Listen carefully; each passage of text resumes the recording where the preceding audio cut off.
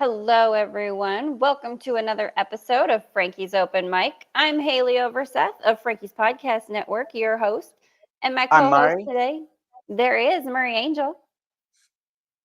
And we have today Gregary Burnsen-Hicks is back again. Came in for an interview, and now you're willing to come and hang out and have a chat with Murray Angel and myself. And I'm so excited for us to have some fun. How you doing, Gregory?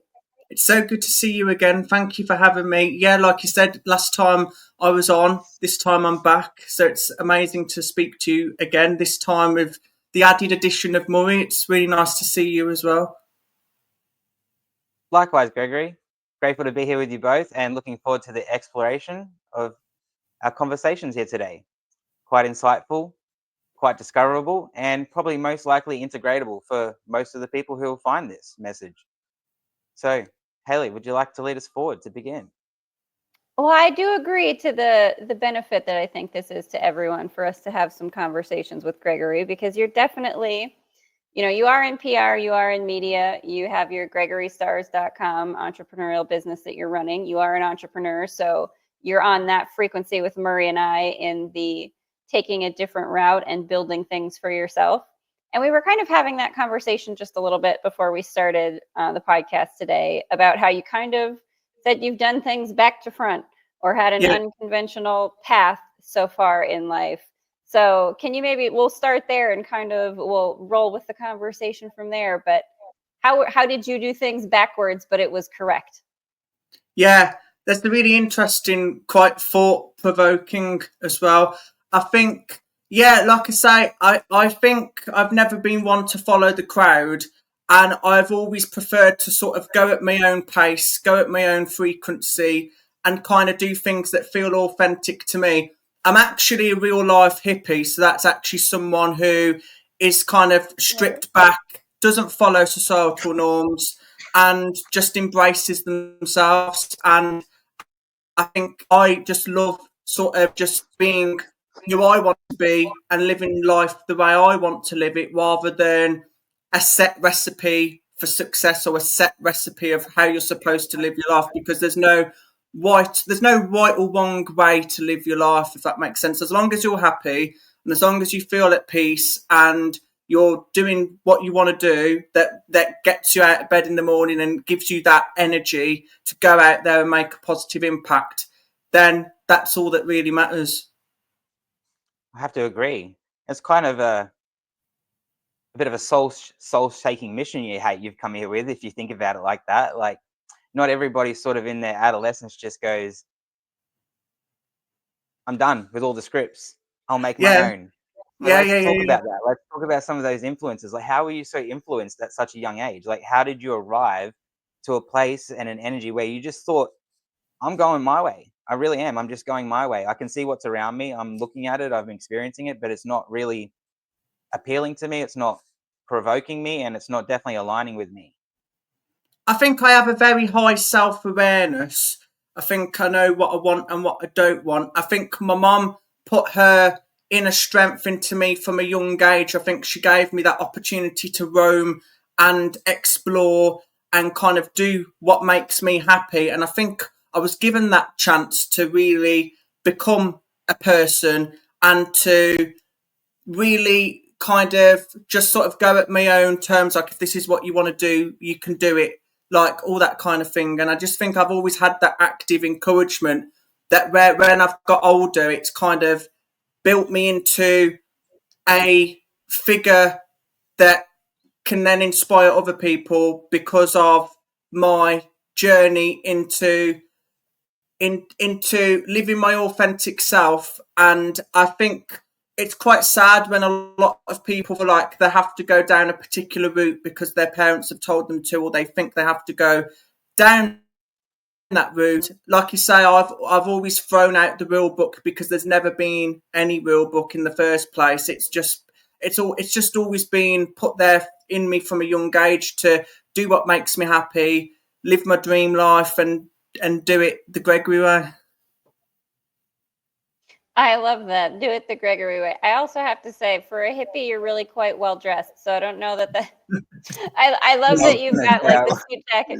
Well, we are in the 21st century, so it does make sense that we would have well-groomed hippies. I agree. No, I do think that that's something that is maybe not necessarily spoken about the way that people kind of talk about parenting now. I know there's a lot of talk, especially on social media, things like, breaking generational curses and guiding your kids differently. And it sounds like you were given a very sort of intuitively understood space to roam and like Yeah, a lot of free will to be yourself, right? And so that was and this is something, free will is a big topic for Murray and to speak about. So I kind of wonder if we can maybe delve in a little bit because we've all had kind of different journeys, different upbringings, but that idea of the level of free will you are sort of allowed to perceive as a child from your parents and your environment, how that informs your identity and how you follow or your ability to tune into the intuition of your own identity, if that makes sense. absolutely. You want to take it, Gregory, or you want me to get it? I was Yeah, gonna say either you can way. answer it if you'd like. Well, the best way to relate to anything in life is through personal experience. So that's where I'm going to come from. And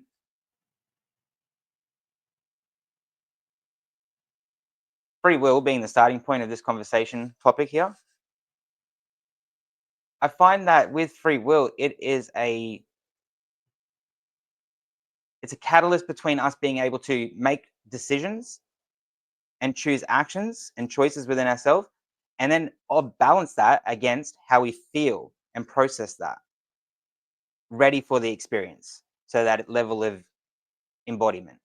If there is a disposition between that space or a blockage, a limitation, or a shadow, generally you won't find that that being gets to expand deeply into their empathy and broaden that perspective with themselves and their surroundings, like you've expressed here, which really does amplify the intuitive sensory for that human. And that creates characteristic. And as you can see, that's serving you quite well and has. But I find with a lot, like individually, my own experience, I didn't really have that will center velocity there. So I had to use high empathy to overcome a lot of other things from different places. And I think Haley can relate to me there from our shared experiences. That level of empathy comes from not so much determination, but from a place of self-sacrifice. And they're very different. They're very different areas. One will give you the encouragement of self to continue to go forward and throw the scripts out, and the other one will allow you to obey what's being presented to you. So there is a very uniqueness to that aspect. And I think for me personally, if I had a higher will, it would have been different, like yourself. Like we can all say that out loud. I probably would have chucked a lot of those rule books out too, because I can see myself back at the age of 11 to 14 trying to do that, actually chucking out a lot of the scripts and rule books, challenging the system. But when you do come from those other states of empathy, you're more exposed to the vulnerability of receptivity of others. Yeah, definitely. That's really interesting. Do you feel like now as an adult, do you feel like you're not living life by any particular rule book now and you're just showing up as who you want to be and living life on your terms? Do you feel that now? I do. I'll share with you. I have this really deep affirmation that I live by. And it is this, Gregory: I am deeply rooted in the present moment. So the things that are kind of coming up for me here, and yes, the present moment is like the only thing there really is, right? Your mind can go off into stories about the past and the future and possibilities, which my mind does frequently. But the only thing that's actually happening is what you're experiencing in the moment, right?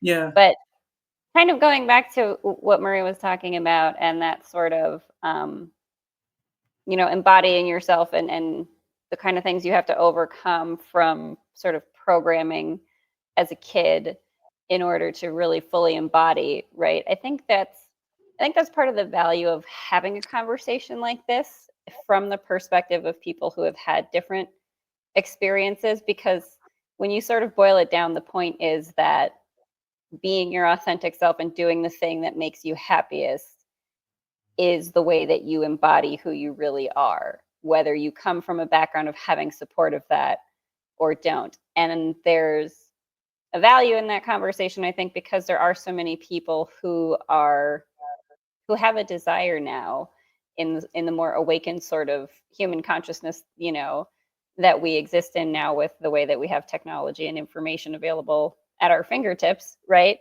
I think a lot of people are looking for these kind of conversations to resonate with and say, yes, I want to throw out all the rule books.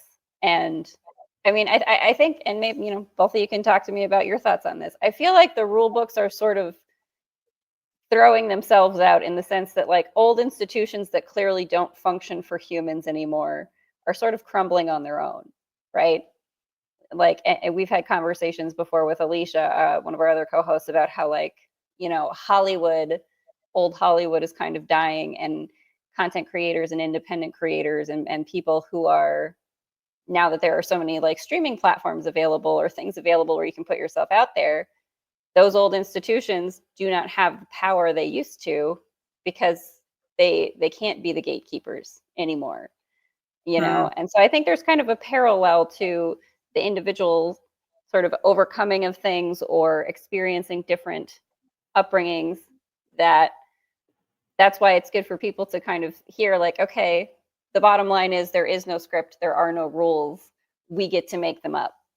So, okay, what do we want to make up for the rules, right? What are your thoughts? Absolutely. I think, like you say, I think a lot of typical norms and old rule books and old ways of living, where a lot of people have kind of thought this is how you're supposed to do it, I think, like, has expiry dates. So I think a lot of those kind of old structures and those old typical norms don't work for everybody anymore in modern life. And I just think a lot of people are quite sick of I've kind of been like a puppet on a string and told how to act and how to live and how to dress and how to talk and how to walk and just all of that. And I think a lot of people are just kind of sick of that, because that's not them. That's just society trying to put them into a box and trying to sort of just box them into something that they're not, essentially.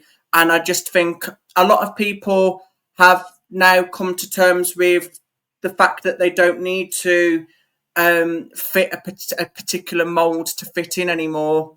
That they're perfect as they are, and they can just fit in as themselves now. And hopefully, like you say, Hallie, conversations like this and people seeing young Gen Zs like me and other people doing things differently, hopefully will inspire them to do the same, because then they'll think, well, if he could do it, I can too. And I think we need people like myself to put that spark and that power into other people to also believe, you know, look at this dude, you know, he's only young and he's doing all this. So, you know, good on him. We can do it too. So I really hope that that's the message that I give across, that that if I've been able to throw out the rule books and never stick to any particular script, then it's okay for others to do the same. The words forge, don't follow definitely come to mind when you speak. Gregary Burnsen-Hicks? Definitely. That's amazing. Yeah, I think, like I say, I feel like it's easier to be a happier person when you're just sort of at peace with yourself and you're living authentically and you're just sort of doing what makes you happy and inspires you every day. I just think that's a far better way to live, rather than kind of being put into a box that just doesn't fit you. And I think there are people out there right now not living the life that they should be living and not living their full selves. And I think that's sad in many ways. I do feel that it could be down to a range of things, like you say, their upbringing, their beliefs, their circumstances, what they know, that kind of thing. But I feel like a lot of people would be a lot happier if they were given that space from an early age to explore and really get to just sort of be more of an embodiment of themselves. I think there's a lot of people that sort of don't know who they are, so they struggle to really be anything but that because they don't know who they are in the first place. So I feel like if we can allow young children and young people at a young age to flourish more as a plant and become their own individual, then when they get into adulthood, they will more likely express that more and feel like they can express that more because they were allowed to when they were younger and they were given that open field to just run out wild and be who you want to be and be who you truly are. You know, that does circle us back to where we started this conversation today, and one of our main topic points of that discovery at an early age and how that transitions us into that teenageship and where we start really expanding for the very first time our perspective. Which brings me to like another point I want to really dive into here that's aligned with this. You know, we speak on these frameworks, societal structures and understandings and agreed sentiments, but like anything in life, when we refer to like growing up as a kid, we were given rules, we were given boundaries, we were given guidelines, guardrails, the whole lot. But we outgrow things. We outgrow clothes. we outgrow friends. We outgrow situations, experiences. That does not change. It's guaranteed. It's a constant. That's always there, arriving for us. Yeah. Allowing us to move with it. And it gives us this in-depth ability to start using perception because of that experience. You know, society has its way of playing the game with us, and you are right. A lot of those restraints definitely were there to keep and working order in place, a system, and inside that system, you're probably less likely to see people want to take that chance or risk of throwing out the script and expanding their perception because there's too many rules and guidelines and limitations being presented to them through their byproduct of their environment, being the 5 people closest to them, through their family, and through the intake of their sensory experience. You know, we pick up papers and books and phones and touch them and scroll and read, and we use our eyes to take in just about anything and everything that's within our radius. We're constantly smelling and hearing, so that's constantly filtering through as well. So our higher level of discernment is either really working in our favor or really working against us, you know. And I'd love to talk more about that. How do we discern? How do we discern with so much abruption when it's been programmed, conditioned, and some of us don't have the freelance of empathy in the early age to go, let's chuck it out. You know, a lot of myself, I've had to arrive to these particular states of being, presence, through deep cultivated work, through enriched self-love. And that looks like pausing, going against the grain, throwing out the scripts, getting back to basics.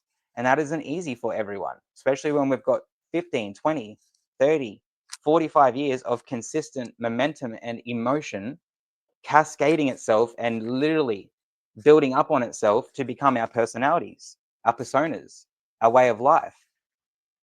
Yeah, and I really think I've gone back to basics recently. I feel like I'm going through a spiritual awakening at the moment. I feel like I've already got what I want in the future. I believe it's already there. It's going to happen. Everyone says it. Everyone calls it. So I do feel like I am going through a spiritual awakening at the moment, and I do feel like, although I haven't got everything I want yet, and I don't want it all yet either. I want to leave things into the future. I want to experience things in the future. I think if you experienced everything now, then you would be leaving very little to experience in the future. So I do know that what I've got is coming, and that I'm moving towards where I want to be because of what I'm putting out there into the universe and how I am experiencing the world and navigating myself to where I am heading.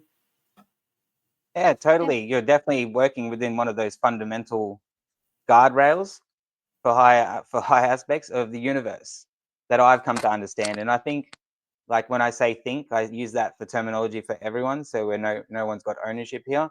my better understanding of what I think is 12 universal laws or guidelines are there to support this paradigm, this earthly realm. And as long as we have an awareness to them, we can pretty much flow pretty peacefully inside of that. And you're using one of them right now, law of magnetization. Everything is in relation to itself. So the moment you become aware of it, it can consciously become more of your experience. Absolutely. Do you also feel like your childhood reflects your future? Would you say that's true? If you allow it, yes. I think depending on what some people's childhood was, I feel like when they get older, they might feel like they can now sort of kind of live a bit more freely depending on where they are at that time, because they're sort of the sort of might be at university, or they might sort of just be given that space away from their parents or whatever, if that's a part of it for them, because for some people it is, not for me, but for some people it is. So you know what I mean. So for some people definitely. they might experience that. Well, and I think Hey, I was gonna say, I often, sort of think that everything does stem from now, right? In the present moment. So whatever sort of perception filter your reality is coming through in the now is how you will perceive what is available in the future and how you will remember what your past was like, right? So depending on the state of being that you're in, whatever emotional state you might be in, that does have an effect on your perception of like how you remember something happening, right? And I do think as people who are empathetic, it can be a little bit, and again, Marie and we talk about this a lot, the idea of discernment.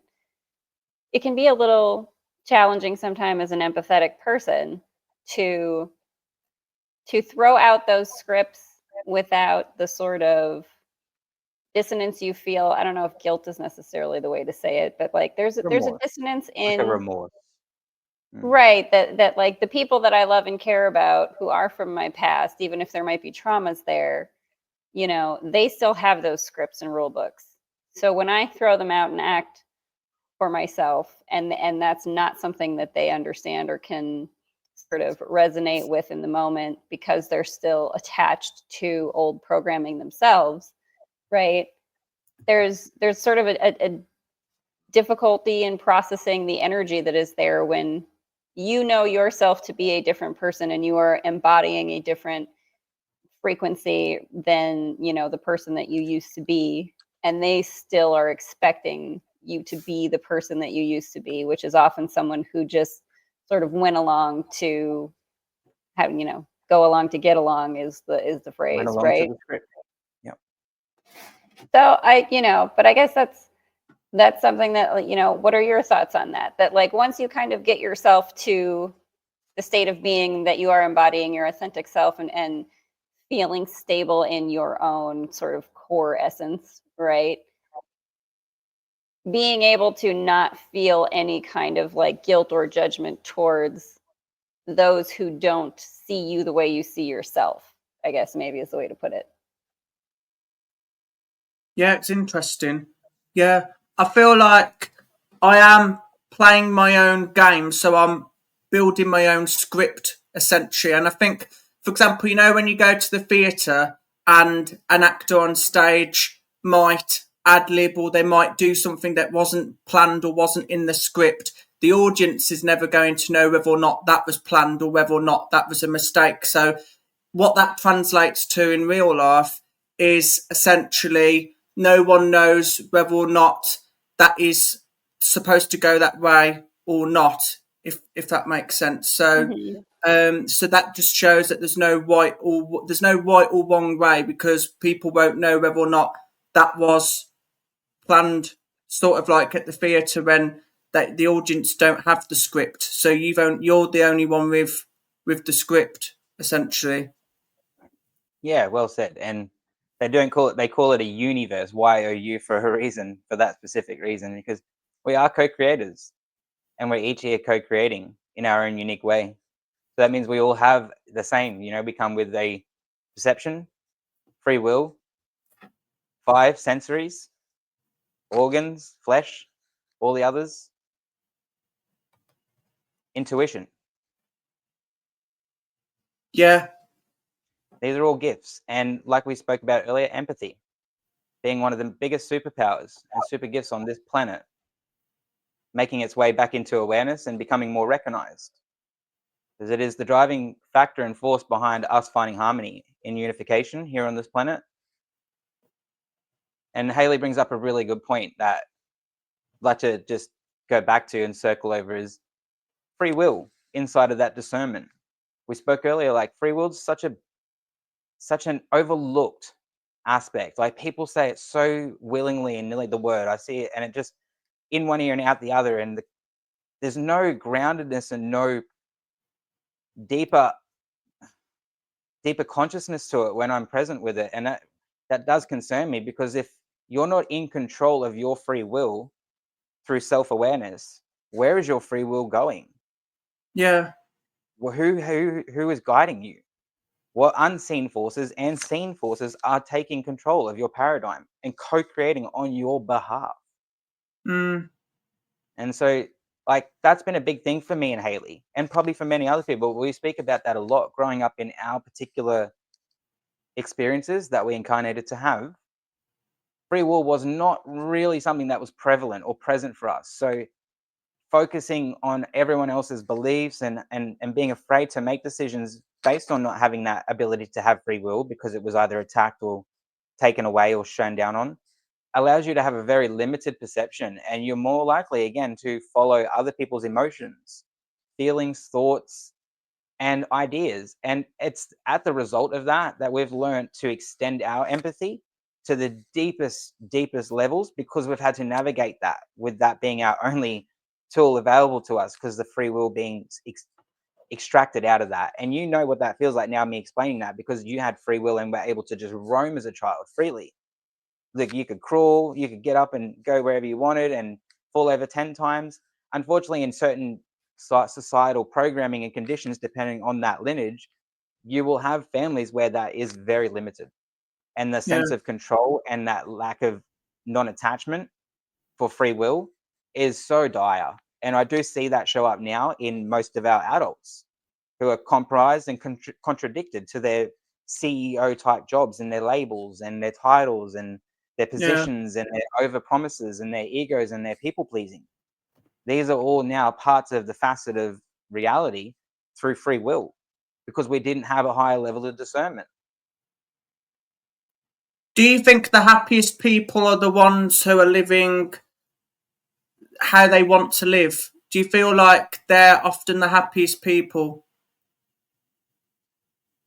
It's a bit of a unique question, that one, because like I say yes, but I also know, and I have learned this too by watching some people who truly do live freedom life, like that, and that is just fully doing whatever they want, when they want, how they want, for whatever reason they want. A lot of the times I hear from them after a good span of time that there's still something lacking for them. And I've always been like so curious as to what that is that's lacking if you're so fulfilled in your freedom of abundance. And it usually is purpose, having service to something outside of yourself. If we don't know how to define that or create that and go to that, it really can have an effect on us. It can create a silo for us, even if we are great travelers, where we become quite alone, is the way I've heard from people, is alone, disconnected. And I think that's why some people look like they've got everything, and on paper they might. However, like, you just don't kind of know what their life is really like beyond what it immediately looks like. That's why I think sometimes social media gives people the wrong impression of what someone's life might be. And I think some people see that and they think, oh, well, this person is traveling on private jets and doing this and doing that.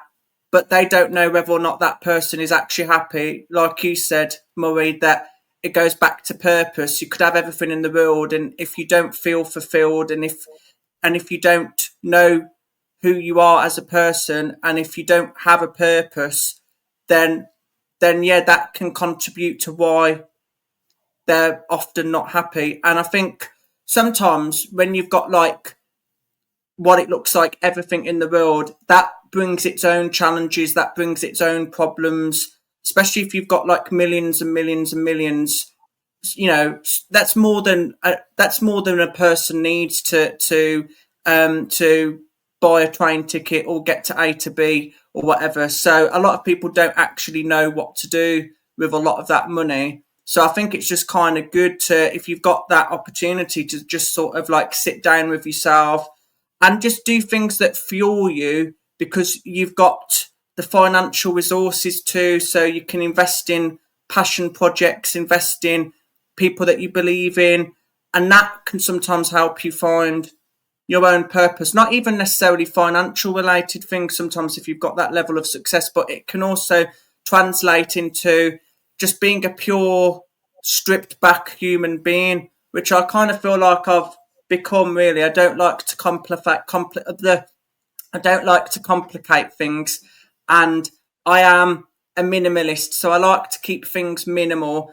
And I could have everything in the world, I could have all the money, everything, and I would still be myself. I would still be who I am now, and I wouldn't really change pretty much anything, really. I wouldn't want to overcomplicate my life just because I've got money, if that makes sense. Because I think a lot of people, they think, oh, well, now I get millions, I'm going to buy this, I'm going to buy that, I'm going to get super jet, a super yacht and a big mansion, and yeah, I might have a nice big house by then, but I wouldn't like let it change me as a person, and I wouldn't let it change my personality and my authenticity. And I would invest into doing some things that make me really passionate and perhaps help me find, well, you know, I know what my purpose is now, but just to sort of help me further on my mission to inspire the world, if that makes sense. Yeah, I love that. My mission to inspire the world. I think that's kind I of love all the that. mission Good that any tagline. of us needs to have, right? Like that's sort of what I'm thinking of when it comes to like purpose and service, that in those concepts there are old scripts sort of built in for some people. So there are a need, or there is a need for people to sort of allow themselves to define what their purpose is and what service looks like, right? Because being your authentic self is the service and the purpose that you have, right? They're not separate things. So the things that light you up and energize you, following the thread of that is where you are able to be of service, because you'll show up to any space as the best version of you. And so, you know, this is again where I think it's great to have these conversations, but it's also good to continue to kind of go to the beat of your own drum, because people will start to see you doing that. And you know, sometimes really the best way to teach anyone is through example, right? Because you can explain to people like just be yourself, or you can say it, but if they don't give themselves time to, like you're saying, sit with themselves, well, how are you going to figure out what purpose you have if you don't spend time with you figuring out what you like and what you Yeah, enjoy? Like what makes me me, what lights me up?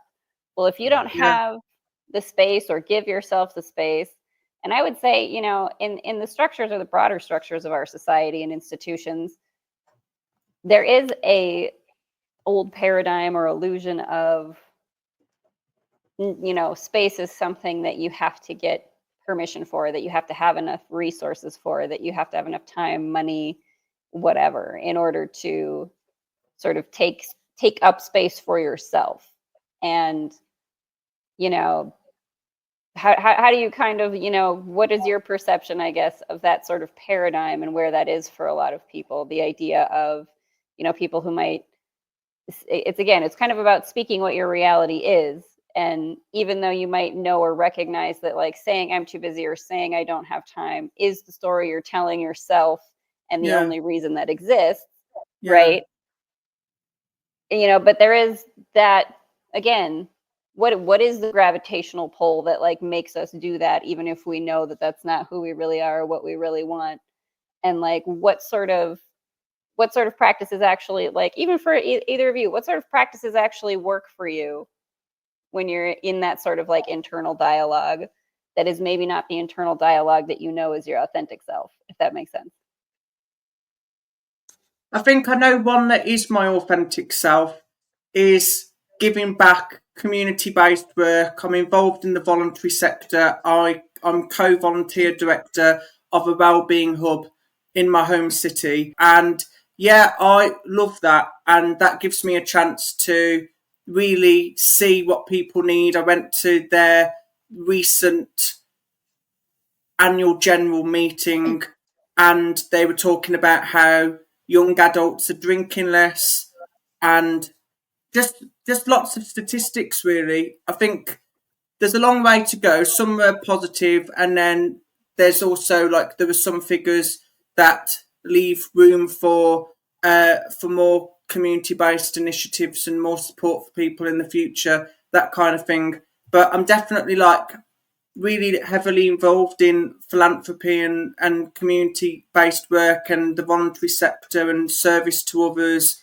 all that kind of thing. And I think that's kind of where my deeper purpose is. Although I am an entrepreneur at heart, and I do actually have a bit of a love-hate relationship with business. I was going to say I love it then, but I don't really love it like 100%. It's sort of a bit 50-50. Where my kind of real where my real where my kind of real purpose comes from is that service to others and giving back and yeah, just doing things that are having a positive impact in people's lives and help people find their passions and interests and give them that opportunity to become their own version of themselves and to find themselves, that kind of thing really.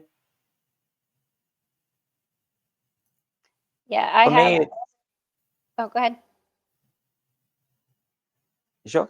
Yeah, okay. Mm-hmm. For me, it's a little bit more personal than just the outreach. Like I'm very well invested in some projects and opportunities, so I definitely resonate with Gregory there. And the being of service in all areas is such a great. Giving more than I receive is definitely the counterbalance that I try to uphold for the dialogue. But if I find myself tipped over and into an internal dialogue that's not so much resonant with my highest joy or perceived level of highest joy, I have tools that I work with that I've found and used and crafted into my experience, and they are quite spiritual now. So when I add them into my reality, they're just part of my personality. They're not really spiritual, they're just part of who I am. And so like if I find myself in a very unique vibrational frequency and that's going outwardly and I'm not liking that, I'll take some time to reset. And that can look like darting into another room for a moment and moving through a tapping sequence known as the emotional freedom technique that we've customized, or I'll use some breath or some sigh. If I have no access to that or I have more time, I'll sit and meditate. And that brings us back to where we just were, just finding that self-acceptance within to actually be with yourself is a really, really, really, we could speak for hours on it. We really could, because it's such a new facet to reality and to our species of, you mean it's okay to stop, to just stop? But what if? How come? None of that matters when it's okay. And 2020, COVID really catalysted that for a lot of us. Mm-hmm. Like it really revolutionized the speed in which we were traveling at as a collective. And when Yeah. that shock landed, we became aware. Yeah. And then from a state of awareness, we've consciously made individual choices to collectively find our way back together. So the next 4 years do look pretty cool because of that. But that was the opposing side. There was three years of lockdown and isolation and restriction on being your highest joy. Well, How'd you deal with that, Gregory? And yeah. Haley, how'd you both deal with that? I think it taught a lot of people what they probably didn't really pass their mind much. If that makes sense. I think a lot of people live really fast-paced, busy lives. Although I don't, a lot of people do, and like I say, I feel like when they had everything stopped overnight, then that allowed them to see things from a different perspective.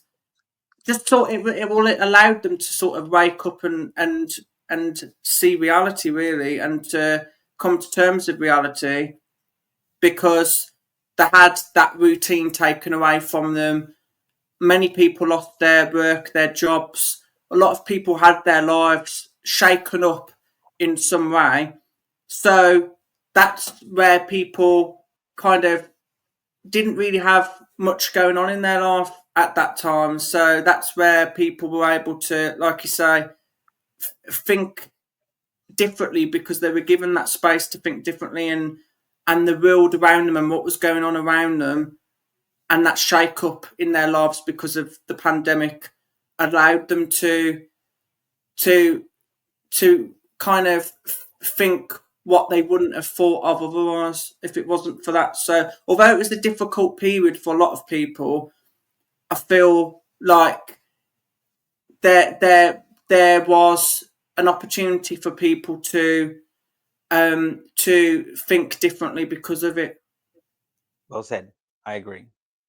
Yeah, I think it was a really good sort of catalyst for for me when I was like in COVID and had like we went to work from home, the, job that I was in at the time. I was kind of like, I don't know what everybody's so complaining about. Like, I love being at home with my dogs, and I have a lot more room to do things like knitting that I love to do now. So I don't know why everybody's so upset about things being closed. Like, I'm perfectly happy at home with myself to, do things that I enjoy doing. But it was a really good sort of paradigm shakeup for people to be forced out of the regular everyday system that was, continuing on, to have a forced stop, as much as people talk about like the government shutdowns and conspiratorial ways and things like that. That forced stop, and I think a lot for a lot of people who were kind of put in positions of adversary where they, couldn't pay their rent because the job wasn't there, or, whatever the situation was. Maybe they talk about people who are in domestically abusive relationships and like being trapped in a house with those people. It really, I think, gave people a catalyst to say, oh, I really don't like how I'm living. I really don't like the old paradigms. I really don't like the system. Like, and that sort of really strong shakeup, or the strong I don't like that, really just enhanced the opposite, right? The contrast of it. Oh, well, if we can keep running society while we're all on lockdown, and okay, yes, people are sick, but things are still functioning basically, and I'm still able to operate as the human that I am, even though the sort of, amenities that I'm used to having, or the things that I'm used to working around me, have stopped, quote unquote. I'm still continuing to exist, even if these paradigms don't exist, even if these places aren't open to me all the time. Okay, so what else is here? And so you had to really sit and ask with yourself, what is here that I don't like? What is here that's available that's different than what I have understood has been available to me up until this point? And some people were just forced to find something else. And I think that, it's a good awakening for us to have, even just to have the realization as a collective that we don't want to have to be forced into those kinds of circumstances collectively, in order to use our free will to choose a different paradigm, to choose a different path, to choose to allow what's unknown or possible to sort of come to us through this self-exploration, and just finding, okay, what do I like? What do I resonate with? What options out there do call to me? No, that's exactly right. And, a perfect example for everyone to resonate and really ground into what Haley's saying here is AI. Mm-hmm. Yeah. AI is the perfect example. It has arrived here on this planet, we are becoming aware of something that was already here, because we've chosen a new state of perception and experience that we want. And through that exact same, what we are now attracting in a new paradigm, and we're learning. We're like babies again. We're all children in the playground again, and who can figure it out the fastest, and who's going to put it in a box and put a price tag on it and commodify it. But there's a problem with that. We outgrow restraints. We outgrow these social dynamics, and they served us getting up until this point, but they won't take us to where we're going. And there's an old quote: what got you here won't get you where you want to be. And we're learning that. We really are. We're growing up. We have had such a pivotal moment in what can only be conceived as a unique space and time. And under forced recognition, we're all aware of free will now. We're all becoming more aware of free will and who's using this free will on this planet for good and not so good. And we're choosing to define that by what it is, based on how we feel about it, so that we can continue to move towards what we've chosen rather than being dictated by what we're externally aware of. So it's a really great point for humanity, because we're not really tied to our external circumstances anymore. Like COVID really shook that, and we had to really just sort of, a lot of us had to make deep decisions in the moment, go like, am I really going to just keep doing this? And a lot of families did. They went, I'm taking my power back from my family. This is the very first time I've ever done this. It was soul shakingly scary for so many. But now that they've done that and they've had that reclamation, that will never change. Like, we have claimed our sovereignty in some way, in some state of form. And we are now learning how to evolutionize that, expand into that, and make that as consciously aware of our experience as possible. You're doing that on your individual soulpreneur journey of entrepreneurship. And we're doing that as our collective frequency of bridging gaps between abundance, freedom, and our natural birthright of prosperity that's here, available always in the now for every one of us. So I actually have a really cool question that's come to me to just take this into the future. What does this look like for the next generation? What the work that we're doing here now, the efforts that we're showing up and permitting and permeating back out into this conscious grid, what does that look like in 10, 20 years for the next generation that are growing into their state of awareness, learning perception, and experiencing free will at possibly and most likely a different degree than we did? Yeah, I think come the time that they're my age, in my 20s, in their 20s, I think they will hopefully see many examples of how people have been given the opportunity to become their best version of themselves, and hopefully that radiates to them in the future. And I feel like if you don't build a life for yourself, you'll build one for someone else. So I do think that is quite good, to be honest. I do appreciate that perspective, because I'm also very curious to see what younger generations come up with, given the things that are available, and given that perception is, I think, much more sort of innately understood by younger people, right? That, well, if I'm going to build something, I want it to be something that I can participate in interconnectedly, as Marie and I talk about, instead of, like you're saying, because that's kind of the old paradigm, right? You're working for someone else, or for a job that we've kind of shifted away from that being a community sort of service for you to perform a function or a job, and something where it is building a castle or an empire for someone else, right? And that is something that is an old cultural paradigm that people don't want to invest in anymore. It's not that people want to be selfish in the sense of not being of service, but that if they're going to be of service, the best value of service is in your authentic self, in what you enjoy the most, in doing the thing that really does light you up, because you'll do it really well. And the community aspect being that, like, everyone deserves to benefit from you being your highest self and performing the functions as a human that light you up the most. Everyone will benefit from that. I talk about it a lot, the idea of communities where, well, how do houses get built? How does food get grown? Well, somebody likes to do the farming. Somebody likes to be a gardener. Somebody wants to take take up that function, take up that service, and they enjoy it. Somebody wants to build the houses you live in because they enjoy it, but we, it's currency and money that we kind of really get caught up in, instead of allowing ourselves to be more like the way that nature is, and to just allow ourselves to self-organize communities, self-organize what we do, and not have a transactional requirement when it comes to performing these functions, that like, oh, I like to do this, so I'll do this for money, or I'll do this for energy, or I'll do for whatever, right? And I think that sort of transactional and currency kind of construct and paradigm is like in total what humans are ready to release, right? That like, I don't have to do something to get something. We all deserve to have the things we want, and everything that we could need or want is abundantly available. So why do we tell ourselves that a transaction exchange is required?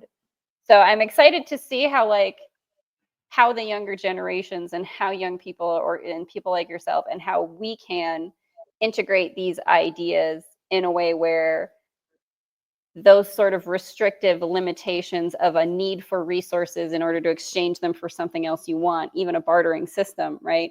Just the idea that we need to be the ones to determine what makes the balance, right? This thing that I do is valued at this much, give me that much. Why? Like, how about everybody just has access to what they want, and everybody does the thing that is the best thing for them to do? Bees do it, nature does it. I think that's amazing, Haley, and so insightful, because like, look at children, like I just really, as an example, like you ask a child, like when they're not restrained in a beautiful, like inside of a classroom where they're having their free will allowed and they're exercising that imagination in the early stages, it's always seen. You ask a child, what do you want to be when you grow up? And the very first thing that usually comes to mind is, I want to be of service. They pick a line of work or a job or a career or something that aspires, whether it be a police officer, a fireman, a doctor, a scientist. They want to go to space. Everything is to be of service, not just to themselves and their highest joy in that moment, but for the greater good of everyone they know they're going to have an impact on, who's going to see them. Yeah. We forget that. We forget that. We fundamentally forget that because we're rooted in that state of expectation and attachment. Mm-hmm. And that takes from us the ability to see this space that Haley mentioned earlier being so enlarged and free and available to all of us, because we commodify it, and then we demand an expectation and a requirement on it, and that puts a deficit on our spirit. And that brings me to my final point here today, that the spirit is something that is so undermined and so discouraged, but when it's called upon, it's the most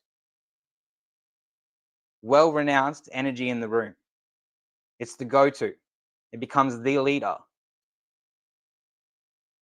Our spirit can be squandered, it can be squashed, it can be pushed down, and it can be shrunk through our light, but it can never be taken from us. It is through that power, that gift, that resilience, the fractal of the soul, the space of unconditional light, that we're here having this experience, and will continue to have this experience collectively. And I think the future's bright. I think it's so bright. I think we're fundamentally good examples of that. I think what you're doing, Gregory, is phenomenal. I think your ability to see the good in others and to want to invest in that over choosing yourself is the very act of this planet. We all find our way to do it in one way or another, but as long as it's in line with our highest joy, we really don't have anything to worry about. So thank you for joining us today. Thank you for your spirit, grounding, your business acumen, and the experience that's brought you along your entrepreneurial journey to this point of being a human being. Haley, thank you for hosting, for holding space, and for the love bubbles, as always. I always want to be sending love bubbles to everybody. Marie Angel, thank you very much for your awesome co-hosting. And Gregory, I'm so glad you came back to hang out with us. I would love for you to come back again for some more chats, because I really do think that the energy example that we are able to put forth here, and again, particularly with how very bright you have the future is bright because there's bright lights like us, and you are a very bright light that we are excited to have in our community sphere here. So, and I do want to give you the opportunity to point people in any direction you want to for anything you might have coming up that you want people to be aware of or be on the lookout for you. Yeah, so Gregary Burnsen-Hicks on LinkedIn and GregaryStars.com is my website. And if you just search Gregary Burnsen-Hicks up, you can see what I'm up to. But yeah, it's been really nice to join you both today, and it's been good to have a deeper conversation. And like you say, Murray, the future does look very bright.